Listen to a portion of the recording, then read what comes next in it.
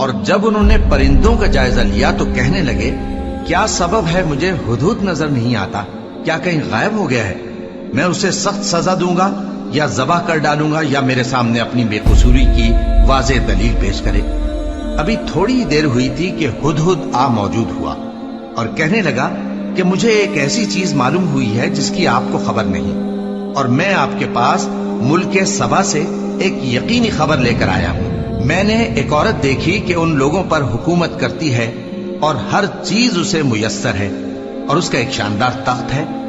میں نے دیکھا کہ وہ اور اس کی قوم اللہ کو چھوڑ کر آفتاب کو سجدہ کرتے ہیں، اور شیطان نے ان کے اعمال انہیں آراستہ کر دکھائے ہیں اور ان کو رستے سے روک رکھا ہے، پس وہ رستے پر نہیں آتے اور نہیں سمجھتے ہیں کہ اللہ کو جو آسمانوں اور زمین میں چھپی چیزوں کو ظاہر کر دیتا اور تمہارے پوشیدہ اور ظاہر اعمال کو جانتا ہے، کیوں سجدہ نہ کریں؟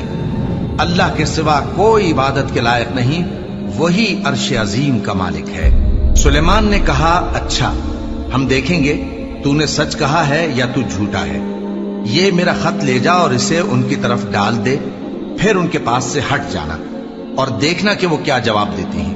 ملکہ نے کہا کہ دربار والوں، مجھ تک ایک نامہ گرامی پہنچایا گیا ہے، وہ سلیمان کی طرف سے ہے، اور مضمون یہ ہے کہ شروع اللہ کا نام لے کر جو بڑا مہربان نہایت رحم والا ہے، بعد اس کے یہ کہ مجھ سے سرکشی نہ کرو اور مطیع و فرما بردار ہو کر میرے پاس چلے آؤ۔ خط سنا کر کہنے لگی کہ اے اہل دربار، میرے اس معاملے میں مجھے مشورہ دو، جب تک کہ تم حاضر نہ ہو اور صلاح نہ دو میں کسی کام کا فیصلہ نہیں کیا کرتی۔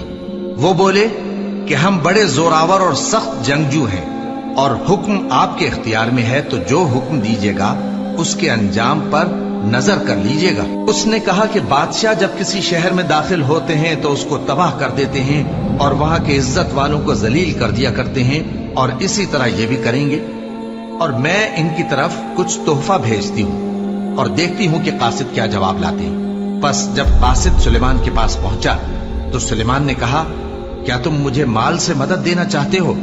سو جو کچھ اللہ نے مجھے عطا فرمایا ہے وہ اس سے کہیں بہتر ہے جو تمہیں دیا ہے۔ حقیقت یہ ہے کہ اپنے تحفے سے تم ہی خوش ہوتے ہوگے۔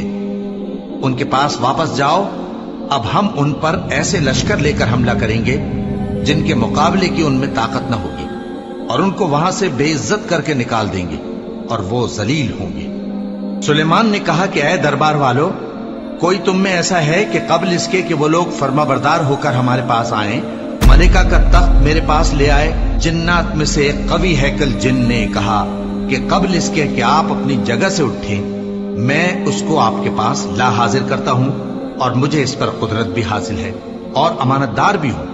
ایک شخص جس کو کتاب الہی کا علم تھا کہنے لگا کہ میں آپ کی آنکھ کے جھپکنے سے پہلے پہلے اسے آپ کے پاس حاضر کیے دیتا ہوں۔ جب سلیمان نے تخت کو اپنے پاس رکھا ہوا دیکھا تو کہا کہ یہ میرے پروردگار کا فضل ہے تاکہ مجھے آزمائے کہ میں شکر کرتا ہوں یا کفران نعمت کرتا ہوں، اور جو شکر کرتا ہے تو اپنے ہی فائدے کے لیے شکر کرتا ہے، اور جو ناشکری کرتا ہے تو میرا پروردگار بے نیاز ہے، کرم کرنے والا ہے۔ سلیمان نے کہا کہ ملکہ کے امتحان عقل کے لیے اس کے تخت کی صورت بدل دو، دیکھیں کہ وہ سوج رکھتی ہے یا ان لوگوں میں سے ہے جو سوج نہیں رکھتے۔ پھر جب وہ آ پہنچی تو پوچھا گیا کہ کیا آپ کا تخت بھی اسی طرح کا ہے؟